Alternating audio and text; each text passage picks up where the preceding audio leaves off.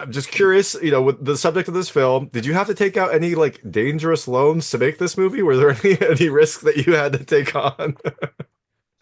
No, no, it's I'm very grateful for this film having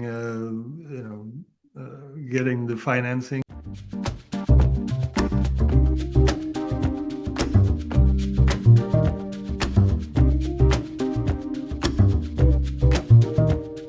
Hey everyone, it's David Stark from Watcher Pass. Today I'm talking to Hans-Petter Moland about Absolution, which is coming to digital and on demand on December 10th, 2024. I'm going to talk to him right now. And while you're watching, if you can like and subscribe to this channel, that would be fantastic. I'll a lot. Thank you. All right, so thanks so much for joining me today. I've got Hans-Petter Moland talking about Absolution, which is coming to digital and on demand December 10th, 2024. It is a Liam Neeson movie where he has a specific set of skills, but also maybe a little bit more sense of his mortality. It has a nice slow build-up, a kind of like beautiful, beautiful setting, and a very different Neeson performance than we're normally used to. I am very excited to talk to you, so thanks so much for joining me. My pleasure. Thank you so much. Of course. So, first question: how did you get involved in this movie? I know you've worked with Liam Neeson before, but how did this script come across your desk? It was through friends and people that I know in Los Angeles. Perfect. Awesome. No, that's. I'm glad that you kind of you had that experience and they were able to get this to you. Now, uh, I'm just curious, with the subject of this film, did you have to take out any like dangerous loans to make this movie? Were there any risks that you had to take on? No, no, it's I'm very grateful for this film having getting the financing and the attraction that it did so we could make it. I mean, it's like you say, it's an unusual. It's it's it's not just adrenaline pumping action film, and so it's but it's certainly something interesting. And Liam Neeson being absolutely terrific. I mean, he owns this character, and he's flawed, and he's vulnerable, and he's not altogether a sympathetic guy, but he's somebody who he's an interesting human being Yeah. with all the flaws that we carry after having made tons of mistakes throughout our lives. Yeah, definitely. So I'm glad to hear that, your fingers, your toes, all your appendages are safe. There's no risk there. But also I do like kind of how it seems like Liam Neeson has kind of progressed his career, right? Like he was, Mr. Action for a while. Like he would always have these special agent or like, action-packed films. And it seems like as he's gotten older, he is now switching into more kind of like Twilight action roles, which is fun. It's fun to see him like change into that and kind of, I don't know, accept that about his own career and kind of try to tell interesting stories based on that. Yeah, I mean, I can't speak on behalf of the other films that he's made, but the what interested, I think, both of us in this film is that uh, it's a human being has made tons of really bad choices in his life, and who hasn't really reflected on them. He has not, he's probably been drinking his when he should have been thinking about reflecting on how to better conduct his life. So he's kind of sort of avoided looking at his own life, and it has consequences, and he's run away from a lot of those consequences, and when they suddenly come and has to address them, I mean, that in itself isn't unusual, but it's unusual to see how he handles it, Yeah, and definitely. it's interesting to see how he does that.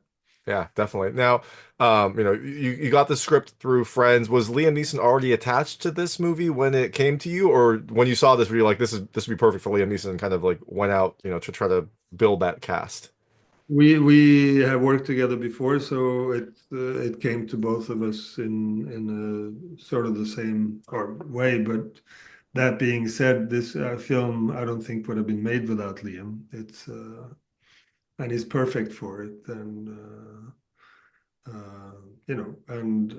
I'm like I said, I'm just super happy to have had the opportunity to make it come to life because he just totally owns this character and he's yeah. I mean, there's a lot of expectations when you know an actor as well as people do with Liam, you know. I think walking into this with an open mind, you will find something that you haven't seen before, which is really interesting. Yeah, definitely. I was gonna say, you mentioned you worked with Liam Neeson before. That was a very different role, more kind of like on the action focused role. He still was like an elder statesman, but he was an elder statesman that was kicking a lot of ass. He does kick a lot of butt in this movie, but like you said, it is kind of a different setting for him. It's a different kind of character. You get some other facets of what he's like. Did you prepare for this movie? I assume you prepared for it differently than you did for The Gray, but was it something? Did you do anything fundamentally different with Liam Neeson and kind of having him prep for this role as well? I mean, yeah, you always have to prepare differently. For me, every film is an exploration, and then it's an exploration of characters, of a predicament, or a dramatic circumstance, whatever it might be that is the main attraction to it. And so you walk into something that you start, you know, finding odds and ends and heads and tails and you try to build a universe that is truthful, because one thing is the scenes that are there, but you also need to, the audience needs to feel, at least to me, that's important, that this is a life that exists before and after our scenes, and also before and after our film. It should ring true as human beings. That's to me is interesting. Is making films about human beings. Yeah, definitely. And speaking of other human beings, I like the cast a lot. I really like seeing Ron Perlman in this as well. He also played kind of like a, you know, elder, action star in this film. Also, what was it like working with him? I don't know if you'd worked with him before as well, but it was fun to see him in this role also. No, I haven't worked with him before, and I was so happy when he said yes to doing this. I I love him. I loved him in Drive. uh, and he's not only a very funny man, but he's also a super smart and generous man to work with. Uh, and again, he's not a very glamorous gangster. He has Yeah, like he doesn't betting he's not shop. flashy. He just runs a tight ship, it seems like, and kind of Yeah, yeah, and commands respect. he has a betting store in Brookline or something, and lives in relative uh, affluent suburban life, but it's nothing. Uh, yeah, Yeah. his aspirations are kind of within the believability of this film because it's not. These guys don't make hundreds of millions of dollars. They're making ends meet and on their level, and certainly for Liam's character, it's a terrible pension plan to begin with. Yeah, that's definitely not great benefits for his work at all. Right. So when he gets fired after 30 years, maybe that shouldn't say a spoiler. It's he's yeah, he's like a man who's given his all to his boss and been loyal, and the rewards aren't enormous, to put it Yeah. mildly. Yeah, exactly. You're only useful, you're only, valuable until you're useful, basically. I liked that they both played kind of like experienced gangsters, but they were also probably like the most experienced actors in this cast. Did they, help out? Or do you notice them like helping out with any of the other younger actors just to like help them get into their roles and give them advice and things like that? I always love hearing stories about that.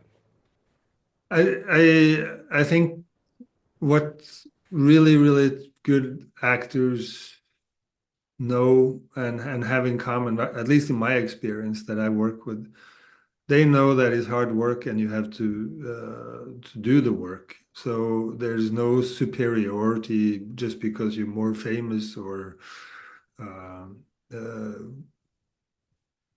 I mean, Liam is every bit as hardworking as anybody else, you know, and he's dedicated to his work in a way that is truly admirable. And I love him for that. You know, he's really somebody who uh, works hard for the film. You know, and is makes it a lot easier to be a director because he's so dedicated to the job. You know, and the same thing with Ron. You know, is they're generous with the other actors, and just because somebody's less famous, you know, there's some terrific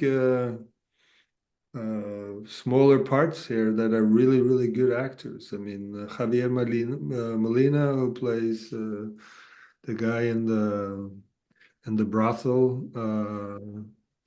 you know, is a wonderful actor, and you know, when you're there working, they're just two actors working and trying to work things out. Has nothing to do with status. It just has to do with making it come alive, you know, and breathe some life into it. Yeah, definitely. Now I know we have limited time. I'm gonna switch to just a lightning round of just lightweight questions about the film. I want to see how your personal experiences map to things on the movie. Feel free to skip any of them. I won't be offended, but I try to keep them very answerable. First question. This movie has Liam Neeson in a very dangerous profession. What is the most dangerous job you've ever had? That I have had. That you've had? Uh, Lumberjack. That is dangerous. No, that is a very dangerous job. All right, respect. Um, this movie, like you said, also has Liam working for someone for like 30 years. What is the longest time that you have worked for someone? Um, well, having been freelance for 40 years, Yourself. You've worked for yourself the longest. but I did work 5 years for Bob Giraldi in New York.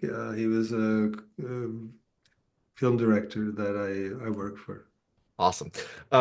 This film also has, deals with, some brain injuries. Have you ever had a concussion? Maybe when you were a lumberjack, because I know there's a lot of things falling from trees. And I had a very serious concussion when I was 13 years old. I was my big passion in life, and in a way, I was ski jumping, oh wow. and I had a crash, a really bad crash.